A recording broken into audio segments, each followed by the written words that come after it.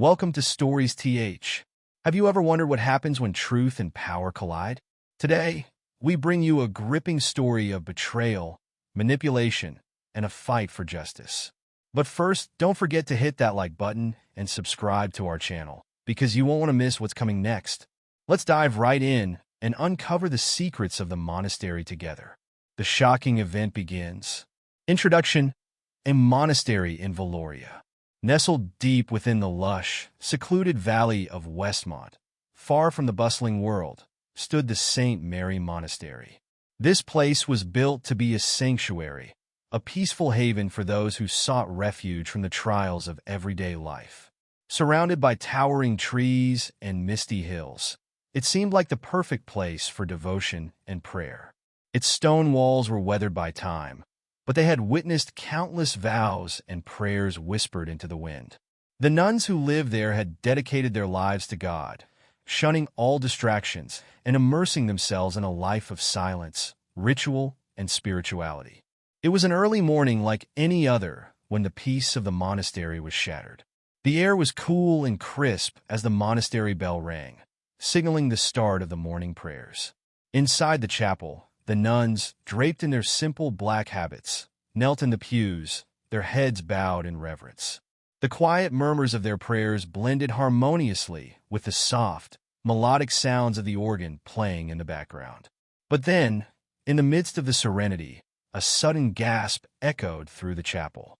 Sister Eloise, a young and devout nun who had recently joined the monastery, collapsed to the ground in front of the altar.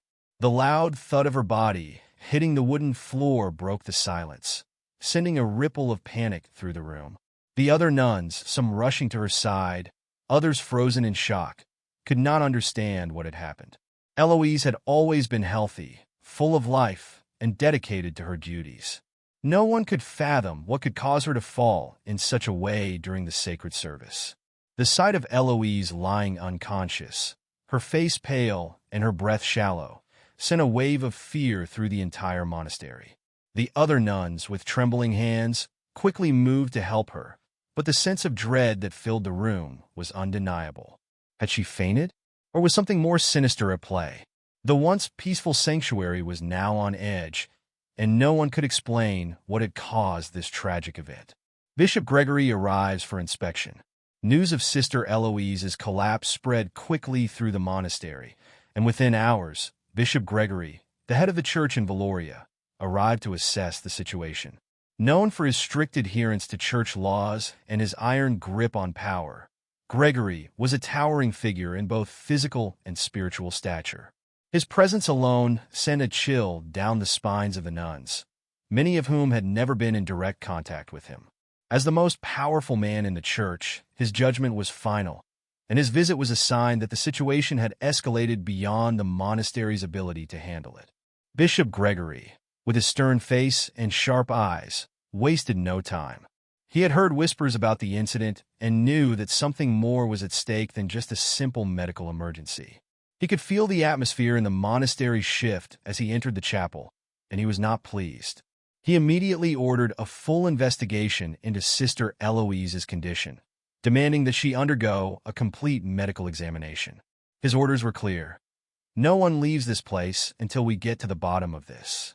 With a few short words, Gregory sent the nuns into action. His presence alone was enough to intimidate the women, many of whom now feared the worst.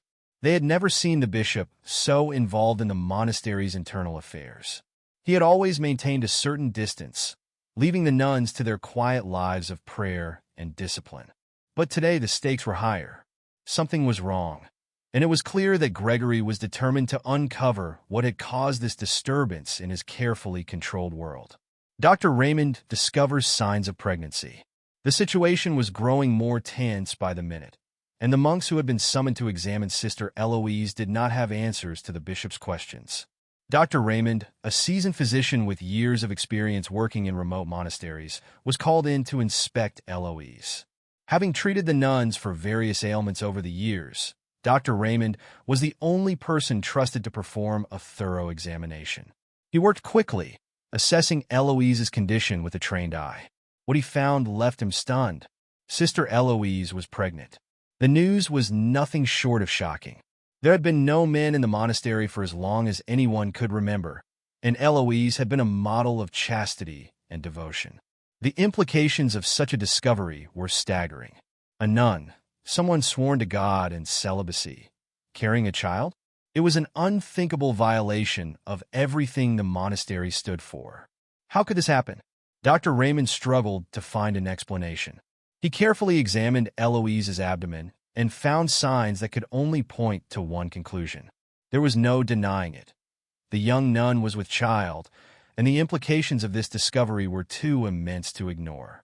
He tried to remain calm, but his mind raced with questions.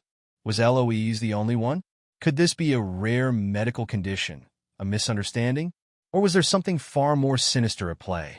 The community's anger and disbelief. As the news of Sister Eloise's pregnancy began to circulate through the monastery, it quickly spread to the surrounding village. The once sacred walls of the monastery had always kept the outside world at a distance, but now the community was thrust into the midst of the scandal. The villagers, who had long revered the monastery as a place of holiness, were horrified by the revelation. How could such a thing happen under their noses? The local gossip mill went into overdrive. Some villagers began to whisper about a curse on the monastery. Others suggested that the nuns had violated their vows, but no one could come to a reasonable explanation. Was this a sign of divine wrath? Or was it evidence of a deep corruption within the monastery itself? The questions poured in, each one more damning than the last. As the scandal grew, so did the tension. People began to wonder whether the nuns had truly upheld their vows, and whether the monastery, once seen as a sanctuary of purity, had been hiding dark secrets all along. The once revered institution was now at the center of a storm, and the shockwaves were felt throughout the community. Sister Eloise, who had once been an innocent and devout member of the monastery, became the subject of intense scrutiny. As the rumors swirled around her, she was left in isolation, her future uncertain. No one knew who the father was, and the mystery only fueled the anger and fear that spread like wildfire. This first part sets the stage for an unraveling mystery that not only threatens the integrity of the monastery, but also challenges the very foundation of the community's beliefs. The discovery of Sister Eloise's pregnancy is just the beginning of a far deeper conspiracy that will unfold in the following chapters. What is the true cause behind this shocking event, and how will the church handle the fallout? Power and religious manipulation. Bishop Gregory orders an inspection. With the scandal surrounding the pregnancy of Sister Eloise threatening to shake the foundations of the monastery, and pressure mounting from both the church and the community, Bishop Gregory could no longer afford to turn a blind eye. His authority as the head of the church was being challenged, and he was determined to maintain control over the situation at all costs. His reputation and the very reputation of the church were on the line. In a decisive move, Gregory ordered a comprehensive examination of all the nuns in the monastery. He demanded that they undergo a medical inspection to determine if they had committed any sins, as he suspected that the pregnancy was not an isolated incident. The bishop's words were clear. I will not let this scandal spread further. We must find the source of this evil and root it out for the sake of the church's sanctity. His command was immediate and non-negotiable. Every nun, no matter their status or position within the monastery, was to submit to the inspection. Gregory's call for the investigation was not only a means to restore the perceived purity of the monastery, but also a calculated effort to control the narrative. If this event, which he believed to be a sin, went unchecked, it would cause irreparable damage to his authority. To ensure the results would align with his expectations, Gregory instructed Dr. Raymond, a trusted physician who had worked in various religious communities, to conduct the medical examinations. The bishop's decision was met with a mixture of fear, confusion, and disbelief from the nuns. None could understand how such an intimate, sacred place had been tainted by such scandal.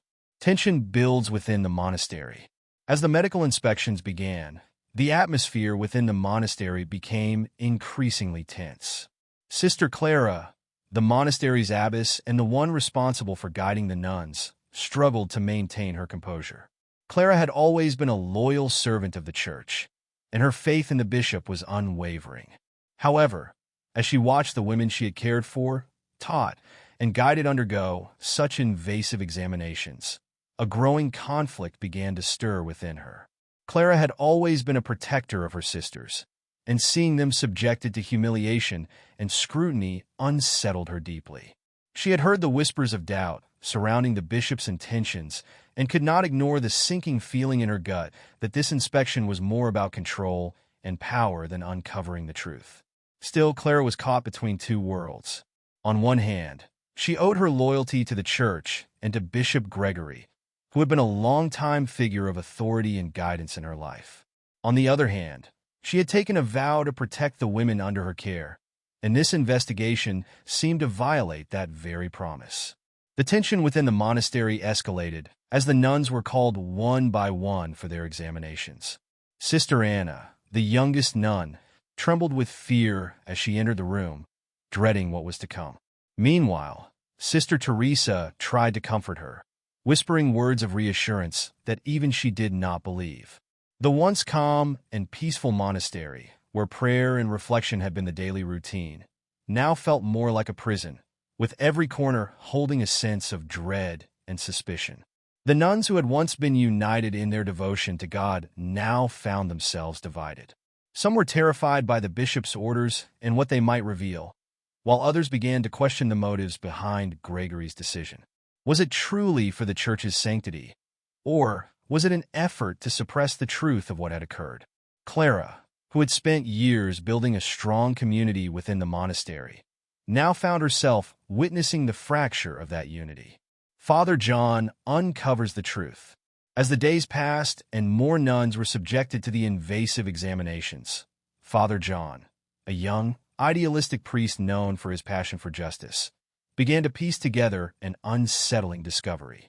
While Gregory and Dr. Raymond focused on finding any signs of sin or guilt in the nuns, Father John's sharp mind and keen instincts led him down a different path. John had always been a compassionate and thoughtful priest, and he felt a deep responsibility for the well-being of the nuns. He observed the physical and emotional toll the examinations were taking on them, and something didn't sit right with him. As he spent more time in the infirmary and spoke with the nuns, he began to notice a pattern in the symptoms they displayed. Many of the women, while visibly distressed, had similar physiological reactions. They were all exhibiting signs that pointed to hormonal imbalances, not just the unexpected pregnancy. Curious, Father John began his own investigation. Using his knowledge of herbal remedies and medical texts, he conducted discreet tests on the water and food that the nuns consumed. After weeks of analysis, the shocking truth began to emerge. The nuns had been unknowingly dosed with artificial hormones. The hormone was introduced into their system through the food and water supply, leading to the symptoms they had been experiencing. Father John was stunned. He had suspected there was more to the story than what the bishop had led everyone to believe, but he never imagined this. The nuns had not committed a sin, nor had they broken their vows. They had been manipulated into a state of helplessness, their bodies altered without their knowledge or consent. He realized that this was no accident, but a deliberate act of manipulation. The questions now were, who had orchestrated this, and for what purpose? The discovery left Father John with a heavy heart. As much as he revered the church and Bishop Gregory, he could not stand by and allow such a grave injustice to go unnoticed. He knew that exposing the truth would not be easy, especially in a church that revered Gregory and trusted his every decision. But Father John also understood that justice was more important than loyalty to any individual. The nuns' resistance. When Father John finally uncovered the truth, he was both relieved and angered. His next step was to confront the bishop with the evidence, but before he could act, something unexpected happened. The nuns, led by Sister Clara, began to realize that they were not to blame for the events that had unfolded. They had been victims of a conspiracy, and now, with Father John's findings, they were no longer willing to remain silent.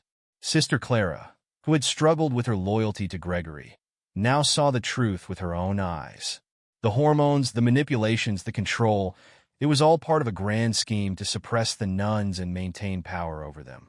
As the abbess, Clara had always believed that her role was to serve the church, but now she understood that her first duty was to protect her sisters. The resistance began quietly at first. The nuns, afraid of repercussions, began to share their suspicions with one another. As more of them learned about the hormones and their true cause, they began to question everything they had been told. They realized that they had been duped, and the betrayal from within their sacred home cut deeper than any external threat. The nuns, once docile and obedient, began to rise up in quiet rebellion. They demanded answers. They wanted to know why they had been treated this way and who was responsible for the manipulation of their bodies. Despite their fear, they found strength in each other and in the truth that Father John had uncovered. They knew that they could no longer allow their voices to be silenced by the very institution that was meant to protect them. But Bishop Gregory was not easily swayed. As the pressure mounted, he dug his heels in and refused to acknowledge the evidence. Determined to maintain control and protect his reputation, he continued to push the narrative that the nuns had sinned and that the hormone-induced pregnancies were a result of their lack of discipline. His refusal to accept the truth only fueled the nuns' resolve. They knew that the bishop would not give up his power willingly, but they were no longer afraid. The truth had come to light, and they were ready to face whatever consequences lay ahead. The conflict between the nuns and Bishop Gregory was just beginning, and it was clear that the fight for justice would be far from easy. But as the women banded together, they realized that they were no longer just victims, they were warriors for the truth. Gregory's revenge. Bishop Gregory is exposed. The tension inside the monastery and beyond was rising as the weight of Bishop Gregory's actions began to unravel. His careful manipulation and control over the nuns had held the institution together for years, but now cracks were forming, and his power was slowly slipping away. Father John, armed with his discoveries about the hormone manipulation, began gathering evidence. It was clear that the bishop had been orchestrating something much darker than anyone had anticipated. The hormones were not a coincidence, and they were not just a means to control the nuns physically, they were part of a broader plan to maintain absolute control over the monastery and suppress any potential rebellion. Father John, with his access to key information and his unwavering sense of justice, continued his investigation. He uncovered more damning evidence, including testimonies from those who had witnessed Gregory's interactions with other key players. There were whispers of secret meetings, covert deals with suppliers, and subtle coercion of various members of the clergy. Slowly but surely, Father John's investigation painted a clear picture. Gregory had manipulated the very fabric of the monastery's operations to maintain his grip on power. He was not just a man of faith. He was a man of power, willing to do anything to protect it. As the pressure mounted, Bishop Gregory began to sense the net closing in around him. He could feel the shift in the air, the whispers growing louder, and the suspicion mounting from all sides. His once firm and commanding presence now appeared shaken, as he realized that his actions were starting to catch up with him. What had once seemed like a foolproof plan to maintain control was now unraveling in front of his eyes. Bishop Gregory faces Father John. The time had come for Father John to confront Bishop Gregory directly. After weeks of gathering evidence, talking to nuns, and piecing together the complex web of deception, John knew that this moment was inevitable. There was no way to undo the damage that had been done, and there was no going back. With a mix of determination and fear, Father John sought out the bishop for a private meeting. The confrontation was intense. Bishop Gregory, who had once stood as an immovable pillar of power within the church, now found himself on the defensive. He could no longer hide behind his position, his status, or his reputation.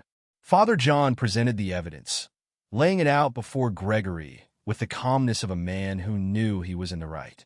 You have manipulated these women. You have used your power to control and deceive, John said firmly. And now, the truth is coming to light. Gregory, for the first time, appeared rattled. His stern face, which had always projected authority, now showed signs of frustration and anger. "You think you can destroy everything I've built?" Gregory hissed, his voice dripping with contempt. "This is the work of the devil. You are trying to destroy the church, Father." Despite Gregory's fury, Father John remained resolute. "No, Bishop Gregory, you have destroyed what was sacred. Your actions are a betrayal of everything the church stands for." Though Gregory refused to admit his guilt, the seeds of doubt had already been planted. The confrontation between them was just the beginning. As the truth continued to unfold, more would follow. Internal church conflict. As Father John's accusations began to spread, the consequences reached far beyond the monastery walls. Father William, one of the elder priests in the community, began to question Gregory's actions. William had always admired the bishop and viewed him as a moral authority, but the evidence John presented made him reconsider. Could everything Gregory had done truly be in the service of the church? Or had he become a power-hungry man, willing to sacrifice anything, anyone to maintain his hold? With Father William now questioning Gregory, other members of the clergy started to follow suit. The priests who had long been under Gregory's command began to speak up, raising concerns over his handling of the situation and his questionable methods. Some priests, who had never dared question Gregory before, now demanded that an independent investigation be conducted to uncover the truth. The whispers of discontent grew louder within the church itself, and cracks began to appear in the once solid unity of Gregory's supporters. The internal divisions within the clergy mirrored those in the monastery. Gregory, realizing that his authority was now being challenged on two fronts, began to grow increasingly paranoid. He knew that he could no longer rely on his previous alliances to protect him. The situation was spiraling out of control, and despite his best efforts, Gregory was losing the grip he had maintained for so long. As the pressure mounted, Gregory's only response was to dig in deeper, using his power to try to suppress those who dared challenge him. But the more he fought back, the more divided the church became. The community's awakening. While the clergy was embroiled in internal conflict, the village community was also experiencing a shift in perception. The villagers who had once looked up to Bishop Gregory as a pillar of virtue and leadership were now beginning to question everything they had been told.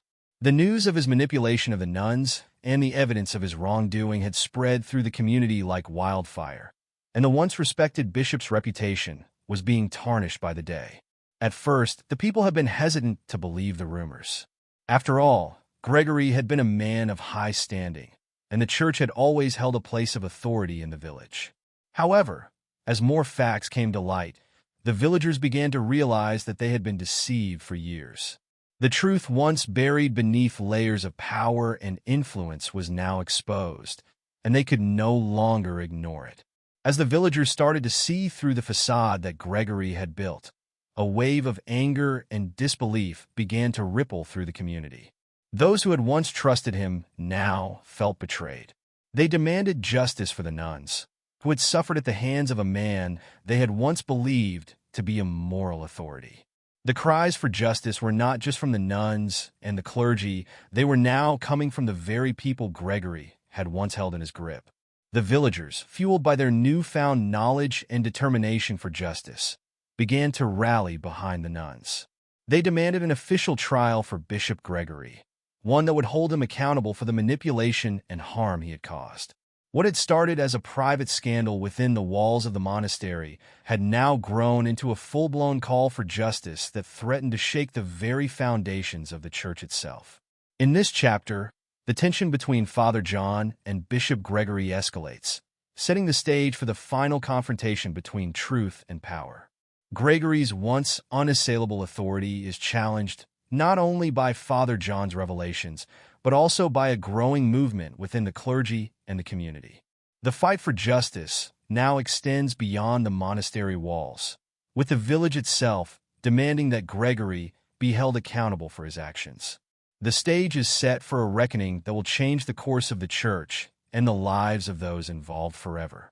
Justice and forgiveness. Police arrive for investigation. After months of secrecy, manipulation, and deceit, The truth about Bishop Gregory's actions could no longer be ignored. Thanks to the tireless work of Father John, along with the nuns who had bravely come forward, solid evidence of Gregory's manipulation of the nuns and abuse of power had surfaced. The hormones he had secretly administered to the nuns, along with the twisted plot to control the monastery for his own gain, were undeniable. The walls of Gregory's fortress of influence were beginning to crumble. With the evidence now in the hands of the authorities, the police were called in to investigate. The shockwaves of the scandal had reached far beyond the monastery, and the local government could no longer turn a blind eye to the accusations. A group of officers, accompanied by officials from the church, arrived at the monastery to begin their investigation. Tensions ran high as the police interviewed the nuns and reviewed the evidence, all the while under the watchful eye of Gregory's supporters. Despite the mounting evidence against him, Bishop Gregory remained defiant.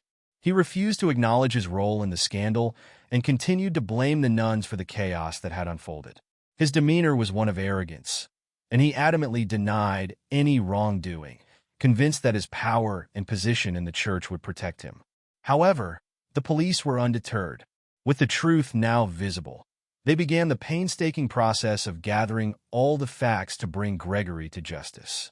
The feeling of uncertainty and fear among the nuns began to shift as they stood together, firm in their resolve to see justice served. Public reaction. As the investigation continued, the news of Bishop Gregory's actions spread rapidly through the village. The once respected bishop, a figure many had admired for his piety and leadership, was now the subject of scorn and condemnation. The villagers, who had once regarded Gregory as the moral compass of their community, began to question everything they had believed. How could they have been so blind? How had they not seen the manipulation happening right under their noses? A deep sense of shame and regret started to take hold among the villagers, especially those who had been staunch supporters of Gregory. Many of them now felt betrayed, not only by the bishop, but also by their own failure to recognize the abuse of power that had been taking place. Whispers of remorse filled the streets as people began to realize the extent of the damage Gregory had caused. In their shame, some of the villagers sought redemption by turning to the nuns, begging for their forgiveness. They apologized for their blind faith in Gregory, for the way they had treated the nuns, and for not recognizing the truth sooner.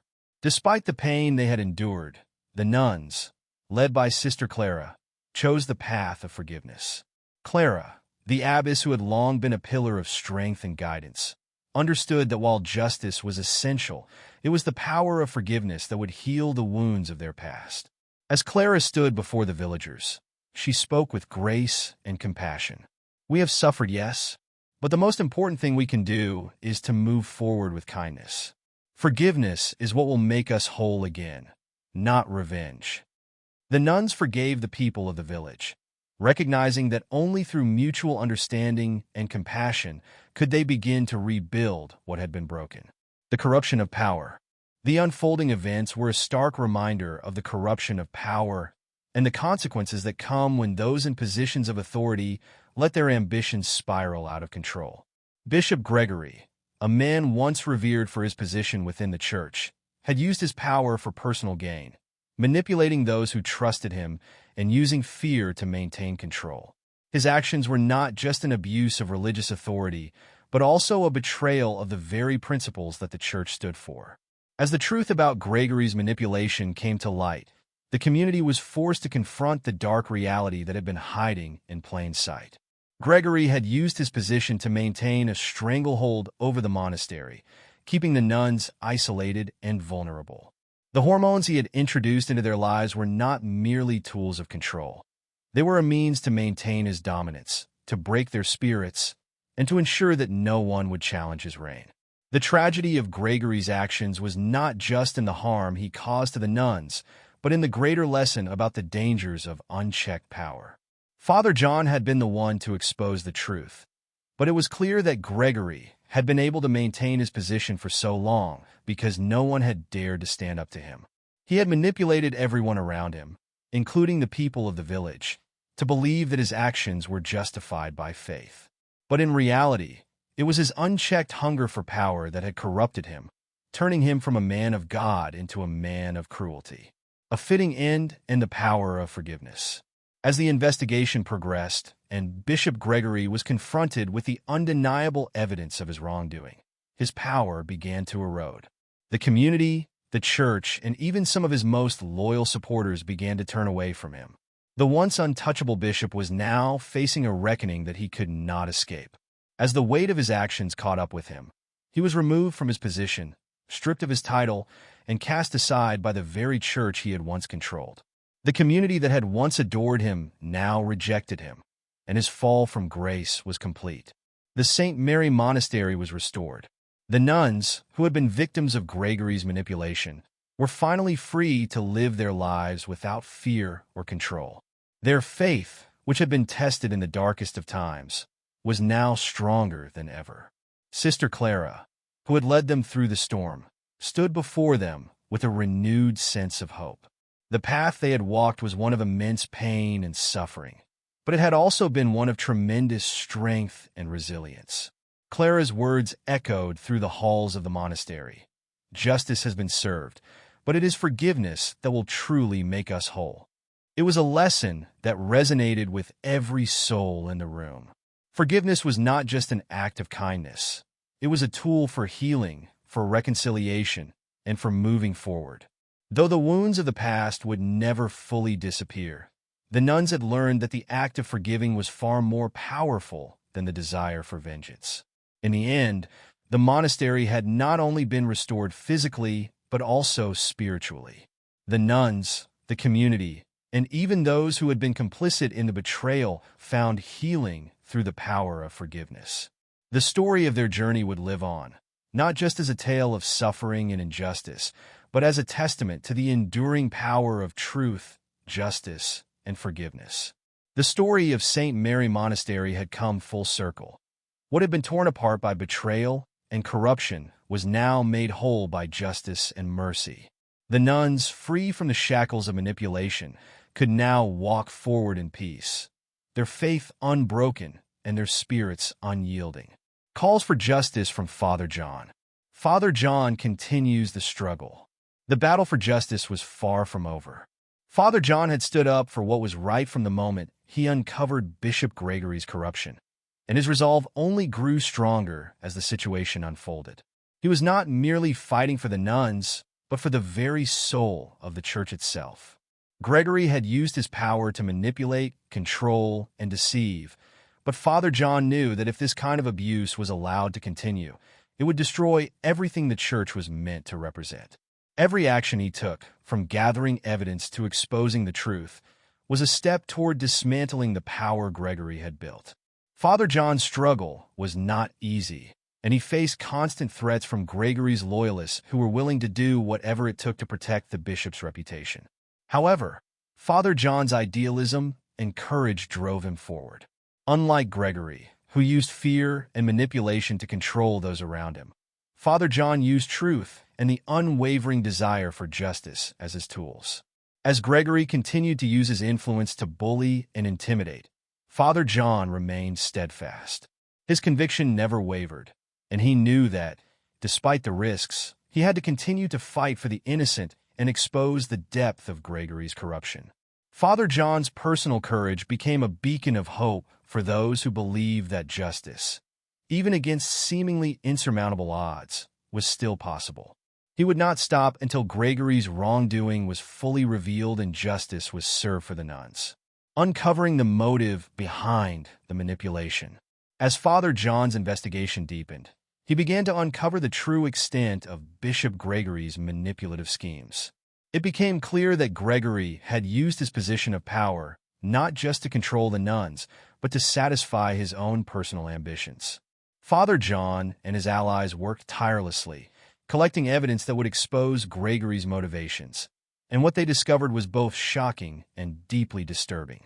Gregory's primary goal had been to maintain power and control within the church. He had recognized that the nuns, living in relative isolation within the monastery, were vulnerable to manipulation.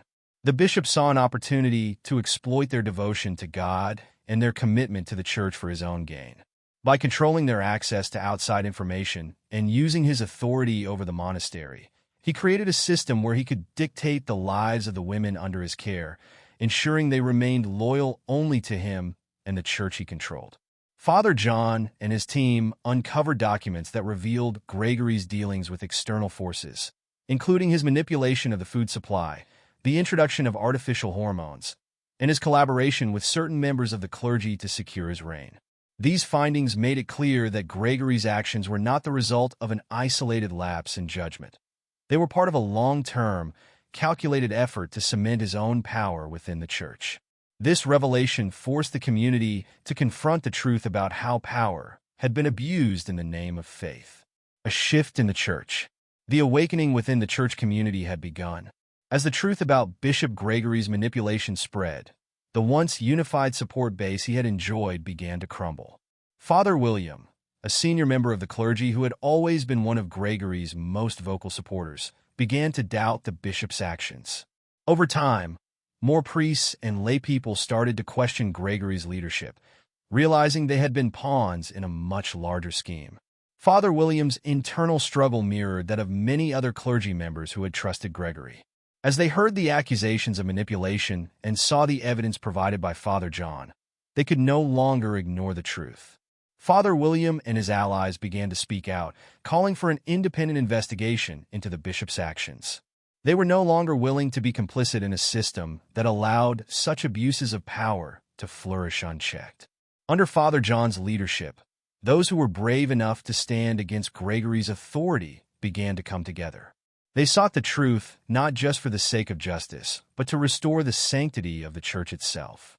The tension within the clergy grew as Gregory's influence waned, and more members of the church began to demand accountability for the years of manipulation. As they carefully dismantled Gregory's web of lies, the church began to heal. The truth about Gregory's abuse was now undeniable, and his once unassailable position was rapidly crumbling. The final stages of the investigation. After months of investigation and resistance, the truth about Bishop Gregory was finally laid bare. Father John and his allies had worked tirelessly to gather evidence, and now the case against Gregory was irrefutable. The documents, testimonies from those who had once supported Gregory, and the hormone evidence all pointed to one undeniable conclusion. Gregory had used his position as a religious leader to exploit and manipulate the nuns for his own personal gain. The final discovery that broke Gregory's defense came in the form of a letter written by Gregory himself. This letter, which had been hidden for years, detailed his plans to maintain control over the monastery and his thoughts on how the nuns' isolation could be used to manipulate them. It was the smoking gun that destroyed any hope Gregory had of escaping accountability. The evidence was clear, and the truth was impossible to deny. With no way to refute the claims against him, Gregory was removed from his position as bishop and excommunicated from the church. The once powerful figure now found himself an outcast, stripped of all titles and privileges. Those who had once followed him in blind loyalty now turned their backs on him. The community, once divided, began to come together in the face of truth, as Gregory's fall from grace became a symbol of the dangers of unchecked power and manipulation. Justice had been served, but the damage done by Gregory's actions was profound. The community was left to rebuild, but the healing process had begun. The people of the church, along with the nuns, had fought for the truth, and now they were able to move forward with the conviction that justice had prevailed. In this chapter, Father John and his allies continue to fight for justice, uncovering the full extent of Bishop Gregory's manipulation. As the truth emerges, the church begins to change, with many members questioning their previous loyalty to Gregory. Ultimately, Gregory's power is broken, and justice is served. The community is left to pick up the pieces, but with a renewed sense of hope and a commitment to the truth. The deeper investigation. The breakdown of the community. After the exposure of Bishop Gregory's manipulation and abuse of power, the once united community was left in turmoil. The shock of the truth reverberated throughout the church and the wider village. Those who had once revered Gregory, trusting him implicitly as a moral and spiritual guide, now felt betrayed. It was a painful realization that they had been deceived for years by a man they had seen as a figure of piety and authority. Their feelings of respect had been replaced by shame. How could they have not seen the warning signs? How had they been so blind to the manipulation that had been happening right under their noses? As the truth emerged, there was a collective loss of faith. Members of the church and community began to question the very foundation of the institution they had once wholeheartedly believed in. They found themselves at a crossroads, unsure of where to turn or what to believe anymore. Was the entire church corrupt, or had Gregory been an isolated case of a rogue leader exploiting his position? For the nuns, although the truth about Gregory was finally revealed, the emotional toll was immense. They had spent years devoted to the church and their vows, only to find that they had been manipulated and betrayed by the very people who were meant to guide and protect them. The nuns, especially Sister Clara, began to grapple with feelings of loss and hurt. They were free from Gregory's grip, but they now had to rebuild their trust in the church and, most importantly, in themselves. How could they move forward when everything they had believed in had been tainted by deceit? The mystery behind the story. Determined to uncover the full extent of Bishop Gregory's manipulation, Father John and Sister Clara began to dig deeper into the details of his actions. While they had already gathered substantial evidence of the hormones he had introduced into the nuns' food and water, they suspected there was more to the story.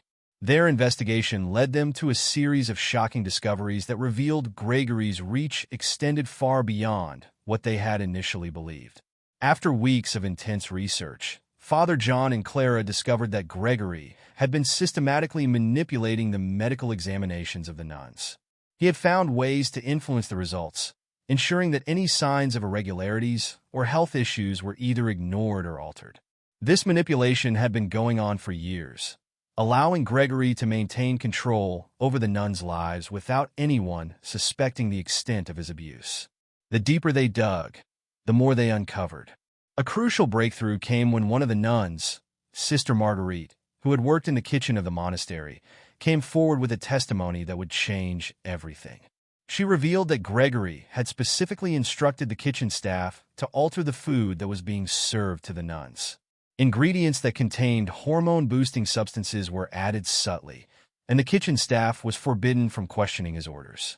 This revelation added a disturbing layer to the manipulation, confirming that Gregory had orchestrated every detail of his plan. With this new information in hand, Father John and Sister Clara knew they had the key to bringing Gregory's dark scheme to light. But they also realized that they would face even greater resistance from those still loyal to Gregory, both within the church and in the community. A mirror of justice. The time had come for Father John and Sister Clara to confront the remaining power brokers in the church. Armed with irrefutable evidence of Gregory's wrongdoing, they demanded a formal investigation into his actions. However, even with the truth on their side, they knew that they would not be met with immediate justice.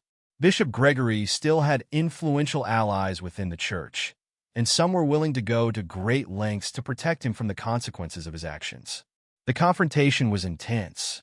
Father John, with his unwavering commitment to truth, faced off against those who were still defending Gregory's actions. "The evidence is clear," he declared.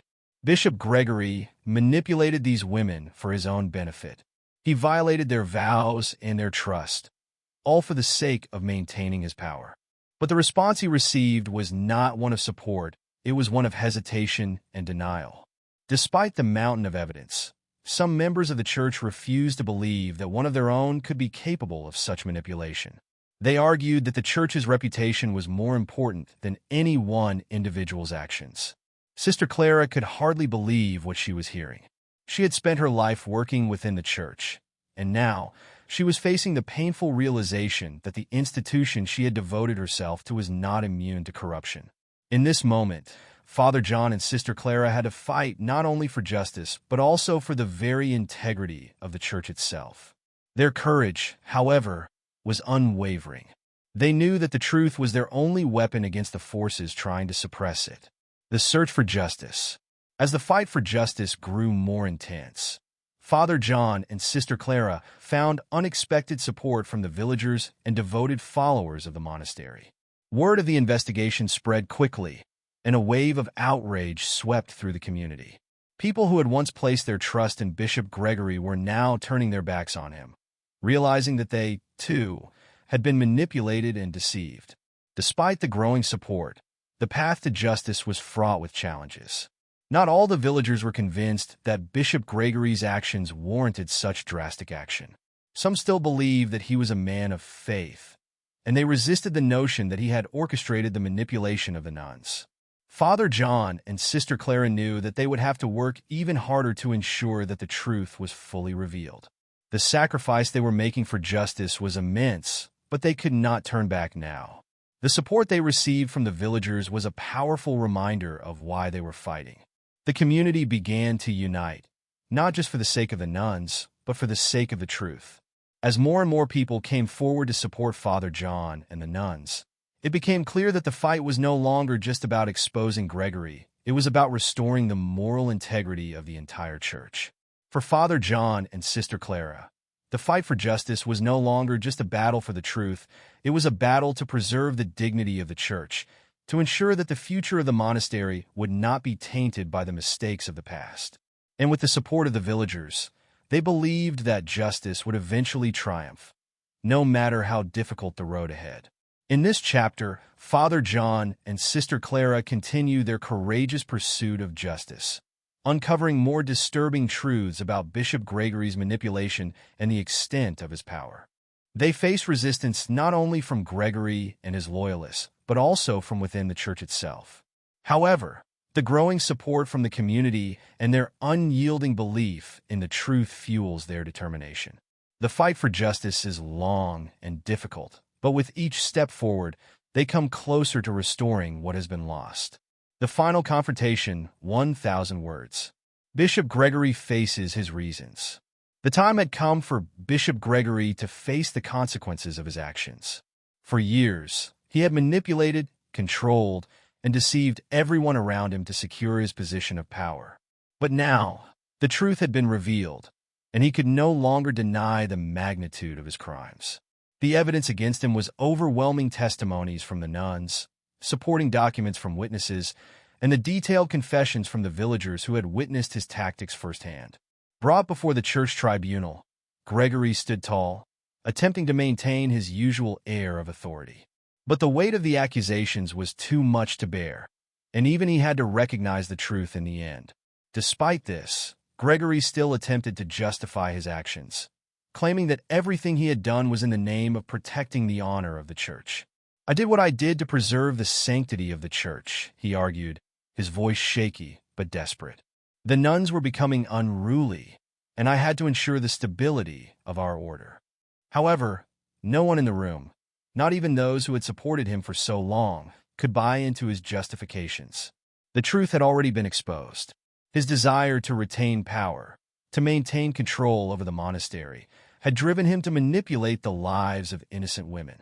The evidence had been laid out too clearly, and no amount of words could undo the harm he had caused. The public could now see through the carefully constructed facade of righteousness Gregory had built around himself for years. Key evidence exposed. The confrontation reached its climax when Father John and Sister Clara presented the final, irrefutable evidence of Gregory's manipulations. Armed with testimonies, written documents, and a reliable independent medical report, they laid out the full extent of Gregory's control over the monastery. The documents they presented were a damning record of hormones being secretly added to the food and water consumed by the nuns. These substances, as confirmed by an independent physician, were used to alter the physical and emotional state of the nuns, ensuring their compliance with Gregory's will. Father John and Sister Clara had worked tirelessly to obtain these documents, which were provided by Dr. Raymond, a respected medical professional who had no ties to Gregory. The records painted a clear picture. Gregory had knowingly manipulated the nuns' health for years to keep them under his control. As the documents were read aloud, the room fell silent. It became clear that Gregory had not only abused his position within the church, but had also betrayed the very principles of faith and morality he had sworn to uphold. No longer could anyone deny his actions. Gregory had crossed a line that could not be undone. His once immovable stature as the bishop of the church now crumbled. The truth had been fully exposed, and the community could no longer stand by and allow his reign of corruption to continue. A just investigation. The process of justice had not been easy. For months, Father John and Sister Clara fought tirelessly to bring the truth to light. And even now, with all the evidence against Gregory, they faced opposition from Gregory's remaining loyalists within the church. The church, long seen as an institution of purity and righteousness, had become a battleground of its own. With the support of the villagers and churchgoers, Father John and Sister Clara were able to force the church leaders to initiate a full investigation into Gregory's actions. The public demand for justice was undeniable, and the calls for a fair and transparent investigation grew louder every day. The community, once divided, rallied together in support of the nuns, demanding that the truth be heard and that Gregory be held accountable for his years of manipulation and deceit. As the investigation unfolded, it became clear that Gregory's actions had not only damaged the lives of the nuns, but had also shaken the foundations of the church itself. Father John's leadership and commitment to justice became a beacon of hope in the fight against the corrupt forces that had tried to protect Gregory. The courage shown by Father John and Sister Clara proved that even in the face of overwhelming power, truth and justice could prevail. The investigation grew in scope, with evidence from multiple witnesses and victims, all coming forward to testify about Gregory's abuses. His once unshakable authority was now crumbling under the weight of the truth. The importance of justice. In the end, justice was served. Bishop Gregory was stripped of his position and excommunicated from the church. The community that had once stood behind him now turned away, appalled by the revelations of his corruption and deceit. Father John and Sister Clara were celebrated as heroes for their unwavering commitment to uncovering the truth. The truth had not only exposed the wrongdoings of one man, but had also sparked a broader change in the community and the church. The church had been forced to acknowledge the depth of its own failures, and steps were now being taken to reform its practices. New guidelines were put in place to ensure that no future leader could abuse their power in the same way Gregory had. The community, although shaken, began to rebuild, knowing that their faith in the church could now be restored because justice had prevailed. But the lesson of Gregory's rise and fall was not lost on anyone. The abuse of power, unchecked ambition, and manipulation were a dangerous path that could destroy not only individuals but entire communities. Father John's courage had shown that no matter how deeply rooted the corruption was, the truth could eventually come to light, and those responsible would be held accountable. In the end, justice was not just about punishing Gregory, it was about restoring the integrity of the church and ensuring that future generations would not be deceived by false authorities. The story of the fall of Bishop Gregory would serve as a powerful reminder to the community. Power must always be held accountable, and no one is above the truth. As the story came to a close, Father John and Sister Clara could finally breathe a sigh of relief. The monastery was restored, and the nuns, though scarred, had reclaimed their dignity. Their fight for justice had not only freed them from Gregory's grip, but had also ensured that such abuses would never again take place under the guise of faith. Justice had triumphed, and with it came the restoration of trust, faith, and the knowledge that truth would always come to light, no matter the forces that try to hide it. Restoring honor. The return of the nuns. After the long and arduous battle for justice, the nuns of the St. Mary Monastery were finally able to return to their home. The community, which had once treated them with disdain and suspicion, now welcomed them back with open arms. The nuns were no longer seen as victims, but as heroes. Father John and Sister Clara, who had fought tirelessly to expose the truth, were honored alongside the women who had been unjustly treated by Bishop Gregory. The villagers and the congregation, who had once looked upon the nuns with suspicion, now recognized their strength, courage, and unwavering faith. They saw them not as mere followers, but as symbols of resilience and integrity. The nuns were now celebrated for their bravery in standing up to the very institutions that had betrayed them. As they returned, the women felt a sense of relief and vindication. They had fought for their truth, and now it was acknowledged by everyone around them. The church community embraced them, offering their apologies and support for the pain they had endured. The nuns knew that their honor had been fully restored, but more importantly, they had also been forgiven by the community and the church. They understood that forgiveness was not only a gift for those who had wronged them, but a pathway to healing for themselves. Justice had been served, and the truth had finally triumphed over the manipulation and deceit. Reform in the church. The restoration of justice went beyond just the nuns' return to the monastery. It signaled a profound transformation within the church itself. The church, once tainted by corruption and deceit, now found itself at a crossroads. After Bishop Gregory's downfall, the clergy and leadership understood that the institution's integrity was in question, and reforms were necessary to prevent such abuses from ever happening again. The first step toward reform was the establishment of a new oversight committee. This independent body, made up of clergy members and respected figures from the community, was tasked with ensuring that power could never again be manipulated as Gregory had done. The new committee would monitor the actions of those in positions of power, holding them accountable and ensuring that no one could exploit their authority for personal gain. The church would no longer be a place where corruption could fester in silence. As these changes began to take shape, the faithful started to feel a renewed sense of hope. They could now trust that their religious leaders would serve with integrity and honesty, not motivated by personal ambitions. Father John, Sister Clara, and others who had fought for truth had opened the doors to a brighter future for the church. The people, though scarred by the past, could now see that the church was moving toward a more transparent and just future.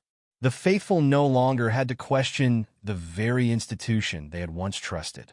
The reforms brought a renewed sense of faith, showing that even in the darkest times, change could still happen. The community was healing, and together, they were building a church that was not only a place of worship, but a beacon of truth and righteousness. The importance of forgiveness.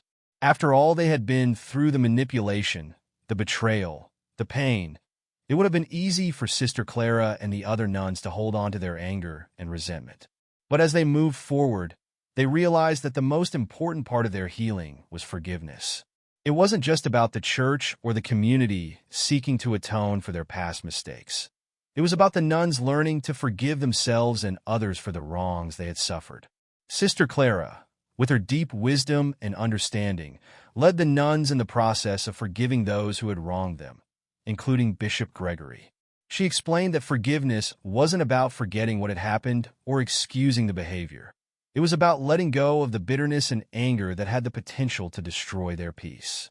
By forgiving, they were releasing the power that those who had wronged them once held over their hearts. The act of forgiveness became a vital part of the monastery's healing process. As the nuns worked through their emotions and past trauma, they also built a new foundation of compassion and empathy.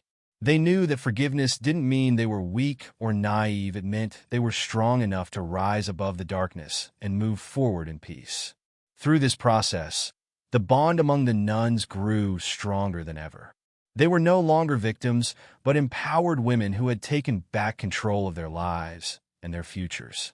The community, too, learned the importance of forgiveness, as they sought to make amends with the nuns and help rebuild the trust that had been broken. Sister Clara's story. The story of Sister Clara was more than just the tale of an abbess fighting to restore her nun's honor. It was a story of leadership, resilience, and an unwavering belief in justice. Throughout the entire ordeal, Sister Clara had shown incredible courage. She not only stood by her nuns in their darkest moments, but also led the charge to expose the truth behind Bishop Gregory's corruption. Her leadership was never about personal glory. It was about protecting the women in her care and ensuring that they were treated with dignity and respect. Clara's ability to remain calm, rational, and steady in the face of adversity was one of the key factors that helped the nuns find their strength. She guided them through the pain of the truth and helped them rebuild their lives after years of manipulation and betrayal. As the community healed and the church reformed, Clara knew that this victory was not just for herself or the nuns, but for the future of the church. She had witnessed firsthand the dangers of unchecked power and the devastation it could cause. Now, as the leader of the restored monastery, she was determined to ensure that future generations would not suffer the same fate. Sister Clara's journey had taught her valuable lessons in perseverance, faith, and the power of justice.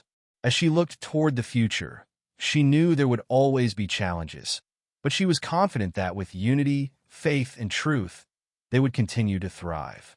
The legacy of this battle, the fight for honor, justice, and forgiveness, would live on in the hearts of every nun and every member of the church who believed in the power of righteousness.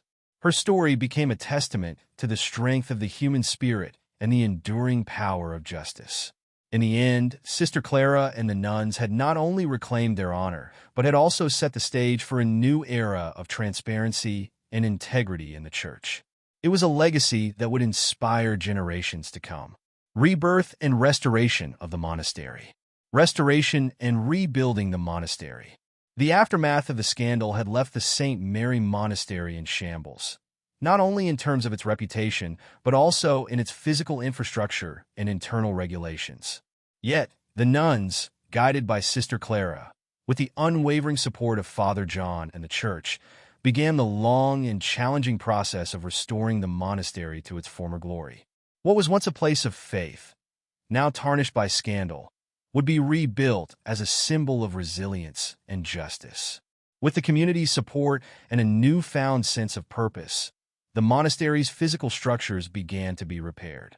The buildings, which had suffered under the weight of corruption and neglect, were restored.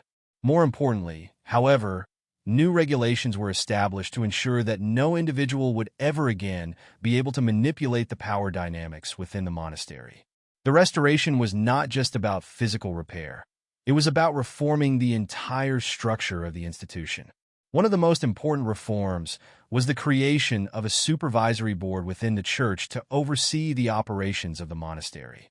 This board would be responsible for ensuring the protection and welfare of the nuns, monitoring the actions of church leaders, and guaranteeing that the abuses of power, like those carried out by Bishop Gregory, would never occur again. With this newly implemented system of checks and balances, the St. Mary Monastery became a model of transparency, accountability, and fairness, a place where truth would always be upheld. Community involvement. As the process of rebuilding began, the local community, which had once been divided and shaken by the scandal, came together in solidarity. The villagers who had stood by Bishop Gregory and had turned their backs on the nuns during the height of the controversy now recognized the importance of restoring faith within the community.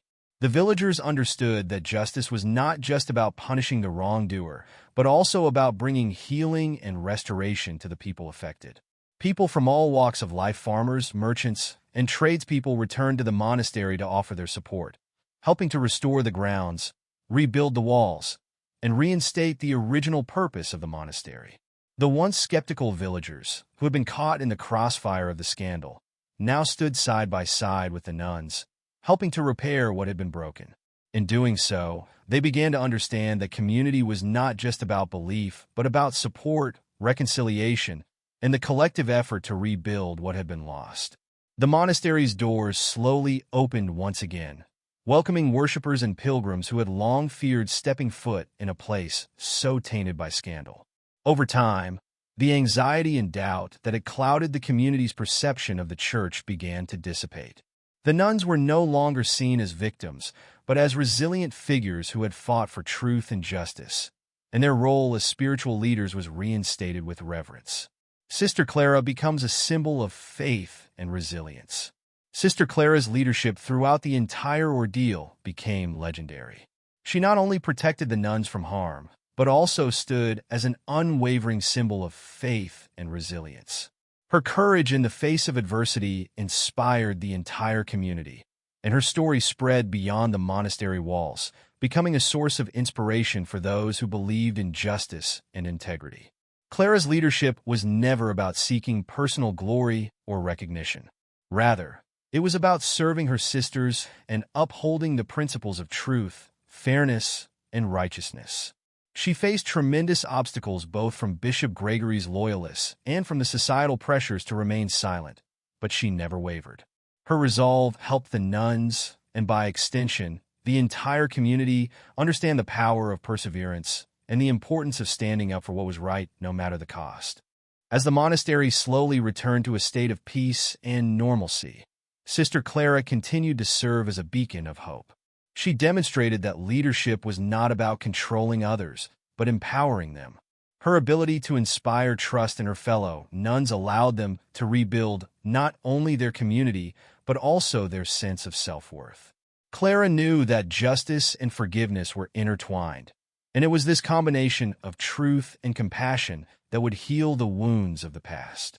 She continued to lead the St. Mary Monastery, and her voice became the guiding force for future generations, teaching them that no matter the challenges they faced, they could always overcome them with faith, courage, and integrity. A new future for the nuns. The future of the nuns was no longer clouded by fear and suspicion. They had faced unspeakable challenges, but through their strength and solidarity, they had not only survived but thrived. St. Mary Monastery had been reborn, and so had the nuns who had once been relegated to the shadows of scandal.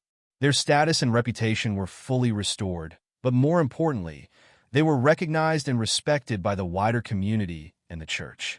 These women, who had once been seen as victims of an unjust system, now stood as symbols of courage and integrity. They had proven that even in the face of unimaginable adversity, the truth could set them free. They were no longer seen as merely spiritual servants, but as leaders and advocates for justice. They had shown the world the importance of standing up against abuses of power and fighting for what was right, no matter the cost. Looking to the future, the nuns could now serve God and their community without fear or constraint. No longer would they be forced to submit to those who sought to control them through manipulation and deceit.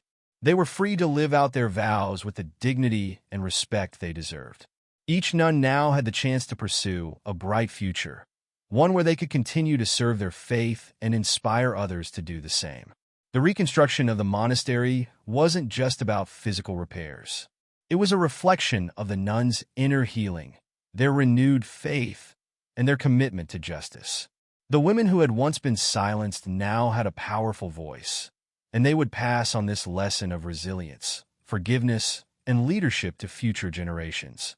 In the end, the St. Mary Monastery stood as a testament to the power of truth, community, and the unbreakable spirit of those who fight for justice and righteousness.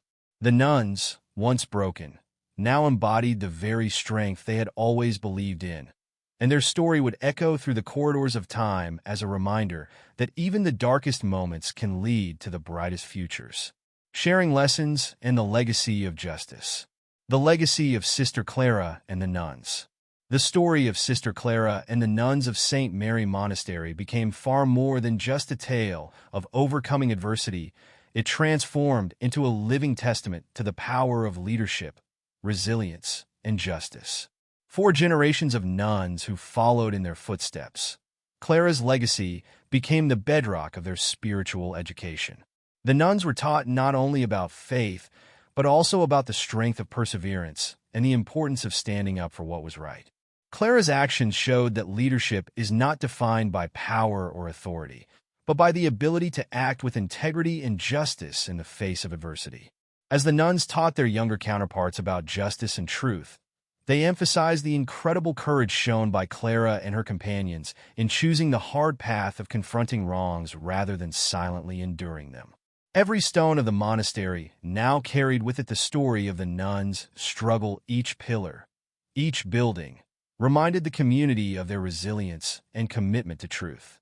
St. Mary Monastery itself became a symbol not just of faith, but of victory over injustice.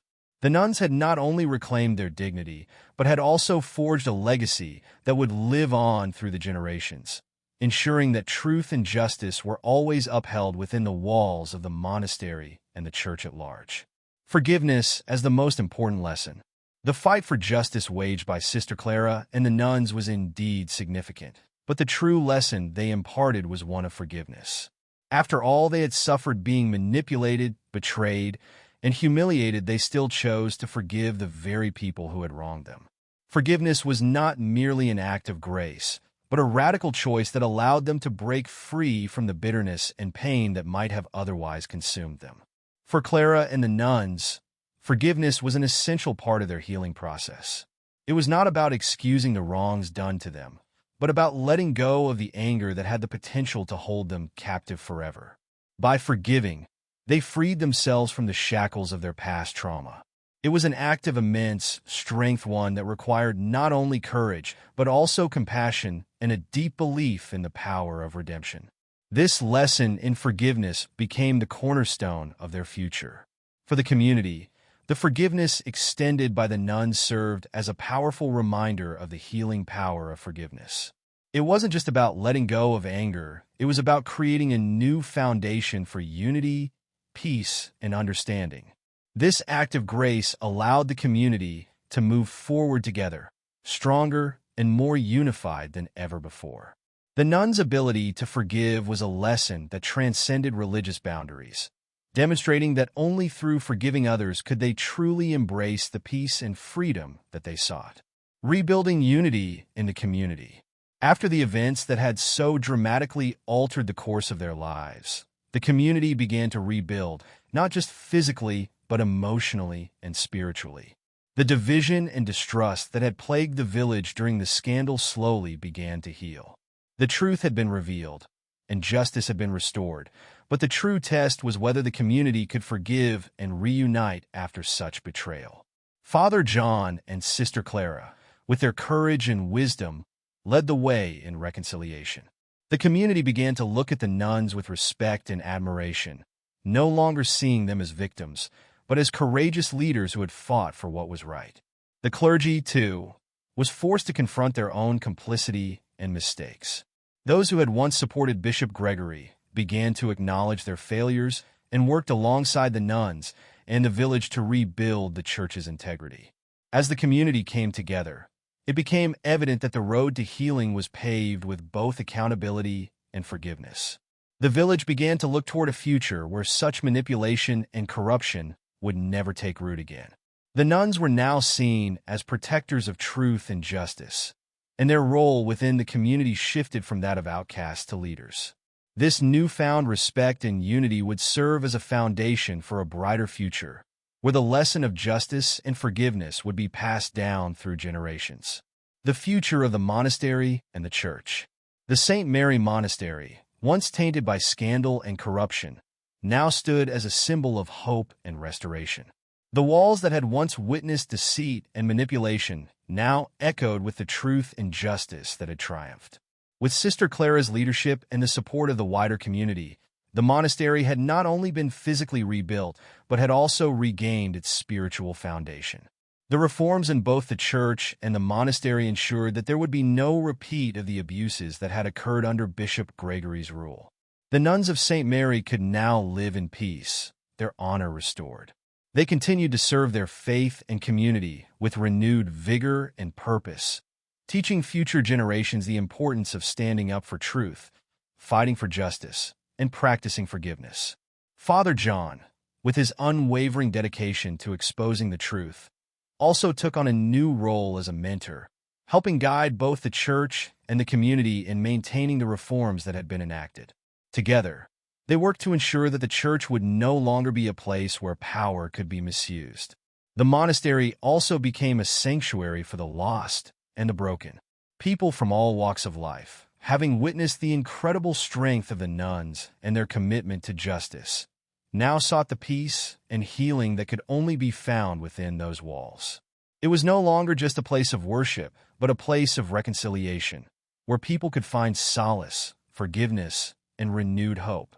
The legacy of Sister Clara and the nuns had transformed the very foundation of the church and the community, ensuring that the truth would always prevail. As the years passed, the story of the nuns and their struggle for justice became woven into the fabric of St. Mary Monastery. It lived on as a testament to resilience, faith, and the unshakable belief that truth and justice will always rise above the forces of darkness and manipulation. Throughout the sections, the story of St. Mary Monastery has been expanded to show a struggle not only for justice, but also for forgiveness and unity. Sister Clara, in her role as a leader, became a symbol of resilience and sacrifice. The story is not just a lesson on power and religious manipulation, but also about facing adversity, seeking fairness, and building a peaceful community. This story delivers a powerful message about the triumph of truth and resilience over evil forces, while also emphasizing the importance of forgiveness in healing wounds and rebuilding a community. Thank you so much for watching. We hope you enjoyed this thrilling story. And if you did, don't forget to like, subscribe, and hit the notification bell to stay updated with all our latest content. Remember, the truth will always find its way out. Stay tuned for more stories like this, only on Stories TH.